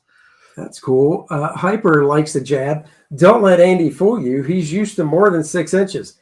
Let me tell you something, Hyper. I think that gadget he has on the campaign looks really cool, but the shape and the size scares me because that's unwanted competition that I don't need in this house. So batteries not included. If I ever got that, I would have to definitely not show my wife and leave it in my office. So that's right. I don't need that pressure. Part of the private collection, if you will. That's right. Private Pots collection. Anyway, so this is the Glow in the Dark t-shirt. I've always wanted to make a Skull and Crossbones Glow in the Dark t-shirt since I was a kid. Now I finally have an excuse. Dude, nice. I just love. I mean, I felt like with the Skull and Crossbones, this Terror kind of markets himself. You know what I mean? Oh, yeah. Like, I just had to make sure I designed the right one for him. I took out the jaw you usually see on the other designs of Terror. It just kind of made it more Halloween creepy. That's freaking cool. Good old Preston Acevedo, killing man. it with acrylic on comic board, bonded to masonite. Just beautiful piece. I hope someone picks this one up. You don't want to miss out. What size is that? It should be 11 by 17. Holy crap! He said it's comic board or comic paper. Yeah, that is freaking cool. Someone got the sketch. Nice. Cool. And we tip our hat to the creators here, Richard E. Hughes and Don Gabrielson. And we've already unlocked some stretch goals. We got the stickers coming to everybody. There's a 3-inch sticker, pretty sweet. And Terror in the Trenches patch unlocked at 50K. So beautiful. Everybody's getting one of those too.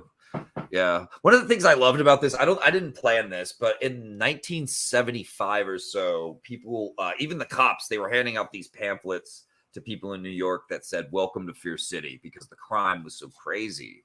And they were trying to help people educate themselves on how to, stay safe. Right. And like this whole book takes place in 1975, this story of Terror in the Trenches. Cool. So it's 30 years after World War II. He's just a humble pharmacist / like caretaker to his little neighborhood in New York. But super Nazis from his past come back. They turn the place into a crater. It is a war zone of just ash and carnage and concrete. And so he dons the mantle again, man, and comes back out. But it literally is like welcome. Like he thinks it in the book, like welcome to Fear City. But I just thought that was so cool. I'm like, hell yeah, I get to tie this into like real history in a way that totally ties in with the book and all the themes of fear that I want to cover, because you'll see when he uses his fear power on people in the story, it is a different reaction from everybody, and they're all afraid of totally different things. Sometimes it can benefit him. Sometimes they'll go crazy and start blasting at him and try to, fight or flight.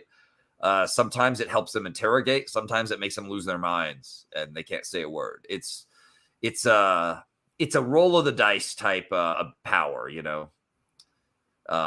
can use it to, and that's kind of one of the themes. Like you can use fear to control people, but it's also something that like motivates us to like get our work done and get our bills, make us take care of ourselves too. So it explores fear in a cool way, the story. So pretty proud of that too. Dude, that's really cool. What do you think you'll do after this one?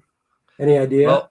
Well, volume 2, I mean, the whole story was 206 pages. Oh yeah, and I split it into 3. So after this, we've got volume 2 ready to rock, man. And so you're going to go. You're not going to go back to Monster MDs. What I meant, you're going to continue with that. I think I want to finish all 3 volumes of this. That's cool. And then move on, and then churn out like a really awesome Monster MD 2 for everybody. That would be fun. That'd be cool if on the 3rd volume, and this was something I was thinking of doing, but who cares? It'd be cool for everybody to do it. Do as a stretch goal, a slipcase to put them all in. Oh my God, that's exactly what I want to do. Like, dude, for the 3rd volume. Like. Yeah. That's so cool. And you make it a great design and it just fits in perfect. Honestly, I would love something like that. You could go nice and graphic with the slipcase where literally the front of it's all black and on the front is just the skull and stuff that you have on the shirt. Yeah. And it's glow in the dark, baby. You think so? I could do that. I would do that. You're looking for your terror in the trenches, slipcase, and all you see is that skull glowing, and that's my slipcase. That's my slipcase being my nightlight as I go to the bathroom tonight. Hell yeah. I mean, I don't know. I think that would be awesome. Well, not to mention everybody's got a black light in their room, so you flip that on there, it looks great. Yeah. Oh, dude. So if you could possibly do, this would be cool for a slipcase, right? So on the end that you see, if it's in a bookshelf, obviously you do like the little skull at the top and, your design and then, the title. Oh, but then you pull it out on the front of the slipcase. It's the skull on black. So it's just white on black. Classic. But I don't know what type of ink they use for this, but basically the only time you'd see it is with a black light. If somebody did shine a black light on it, you'd see blood splatter. Oh, CSI, crime investigation. On the front and back of the slipcase. Right. As well. But you only see it with a black light, and then the skull glows in the dark with the lights off. That's badass. See, I think simplistic stuff, especially because you have that logo and stuff, is just so much cooler than like all these graphics on it. Yeah, me too. I say use it to your advantage, right? It's just I like that. I like that. All right, Stat Zero, have a good day. See you later. Thanks for stopping in. Now I remember walking around New York in the late 80s before it really got cleaned up. And yeah, man, you walk down Times Square and it was all just adult stuff and guys handing out the flyers, come on up and whatnot. So yeah, man, it was something else. It's a whole nother world. And the crime was through the roof and the city was like living in fear. But it was also partying. It was partying hard. It was like Studio 54 and stuff. But it was I like the whole classic Dark Avenger hero coming back into the saddle. I like the whole, trying to be a good healer when really like he's got this dark past of being a total butcher. I like all the things that like all this potential in Black Terror was just right there. And nobody who was writing him was tapping into it. It seemed like nobody really knew what to do with him. And I was just like, man, he deserves better. Let's do this. Let's show him what's up.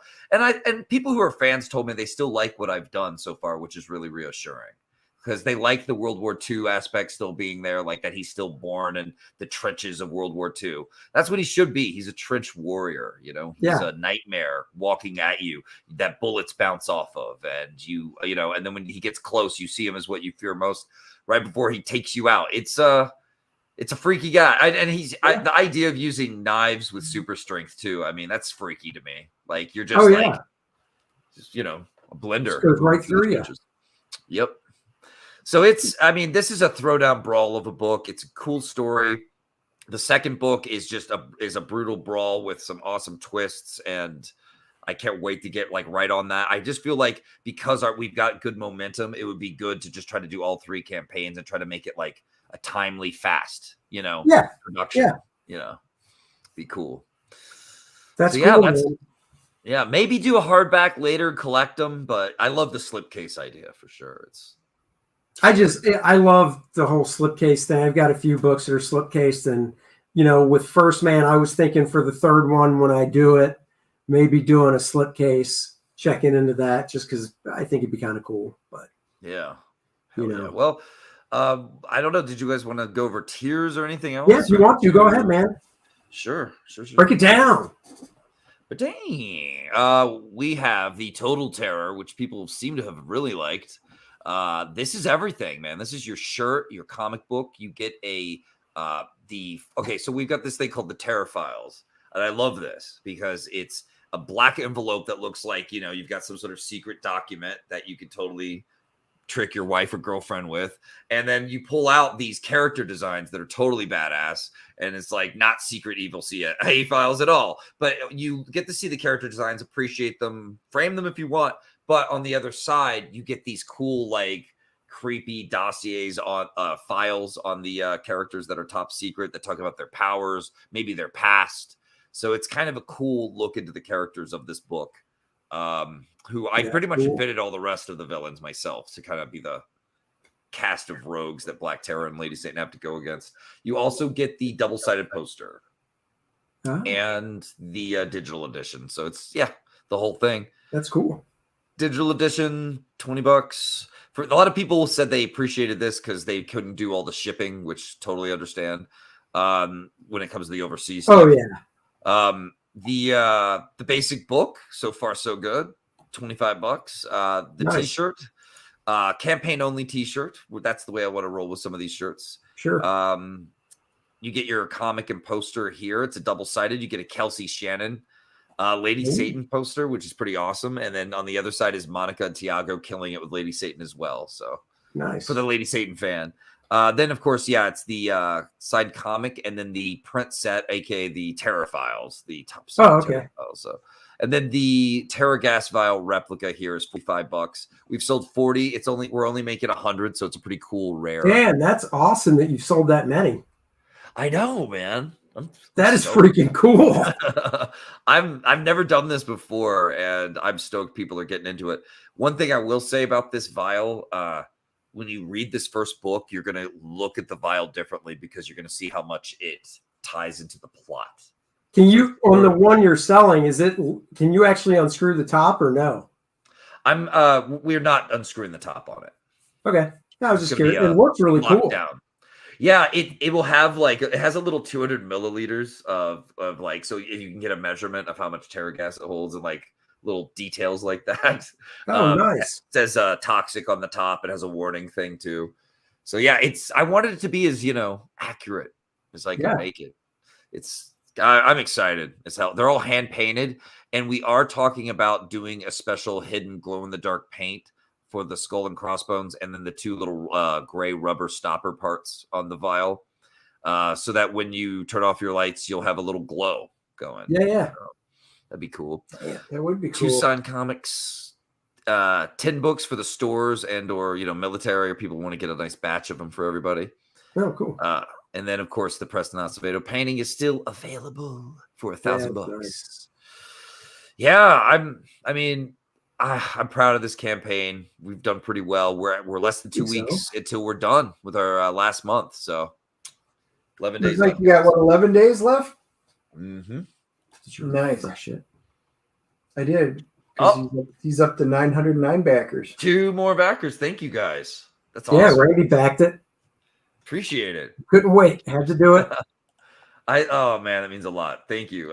This is I promise you guys, you're gonna have a book that you're gonna be proud to have on your shelf. And yes, you're gonna get a cool slipcase. There you go. You want to stick around for all 3, man. That's cool, man. When's it? I can't see. When's it shipping?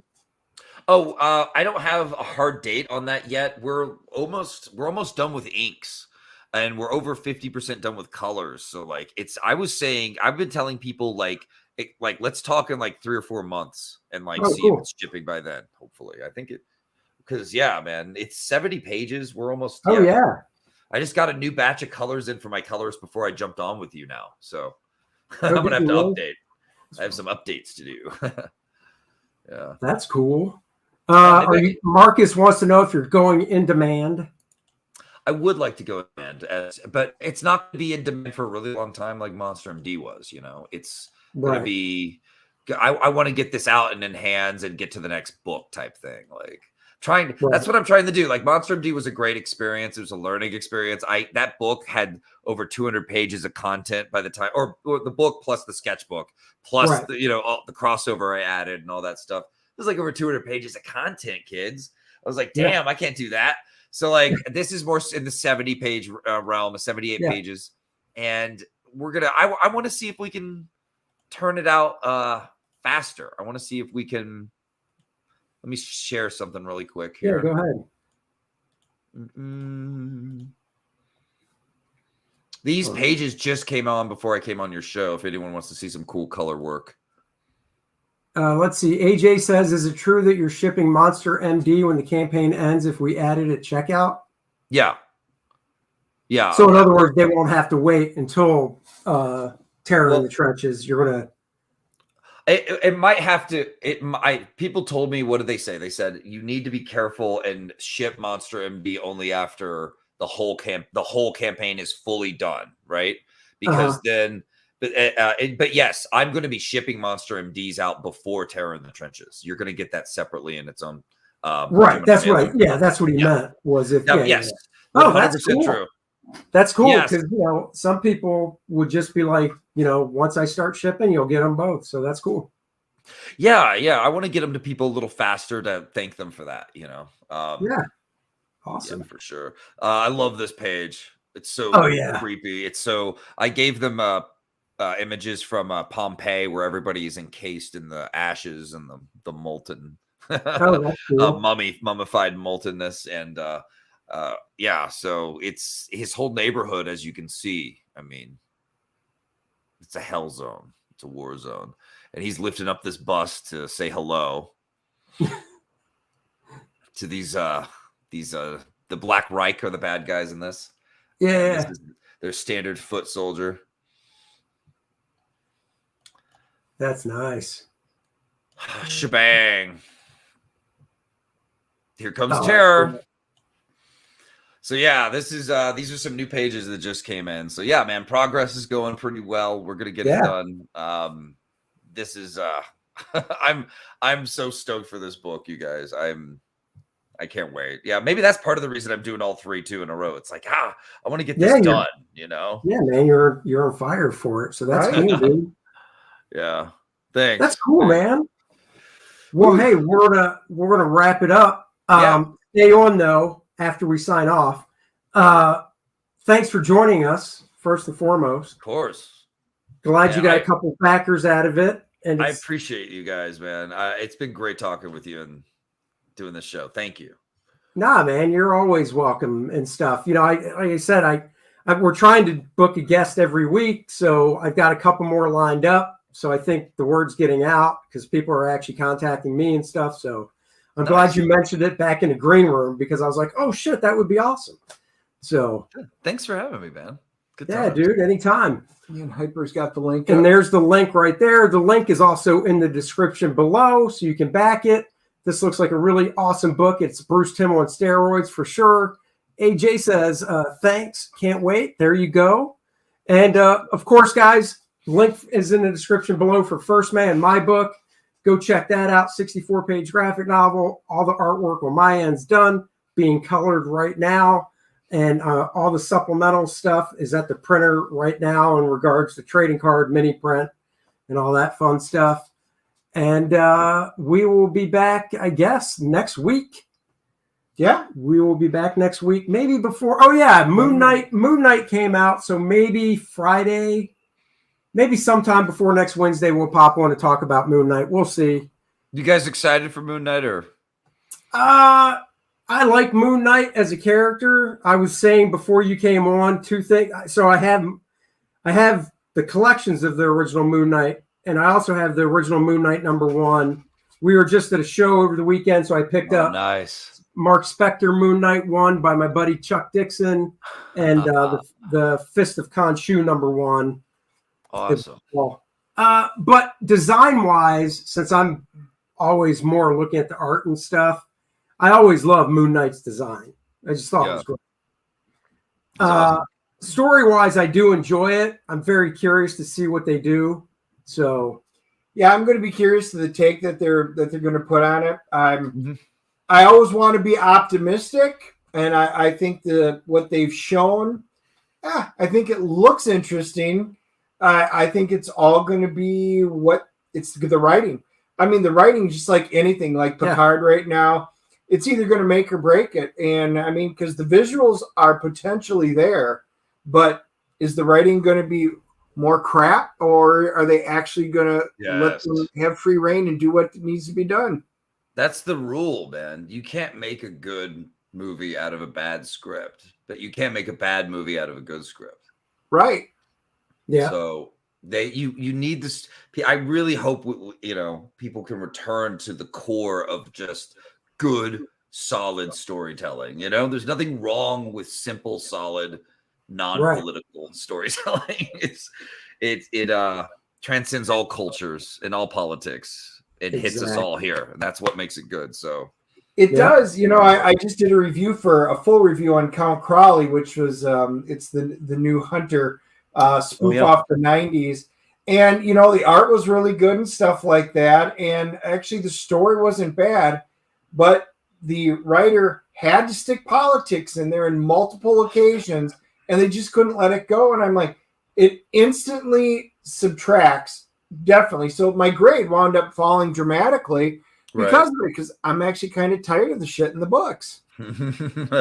You and me both, man. I have this weird like malaise of like fed up. Like I'm really fed up, but I have this attitude about it of like just laughing at it and making fun of it a lot now, like just laughing it off more because I'm just like, you're a bad passing phase. You know what I mean? Like we're gonna look back at this era like bell bottoms, man. When it comes to like a lot of the art they're doing, there's still gonna be, but still, like any time in art history, you're gonna pick out the cool things, right? Right. So I hope we're all, putting your nose to the grinder, guys, and making the coolest things you can.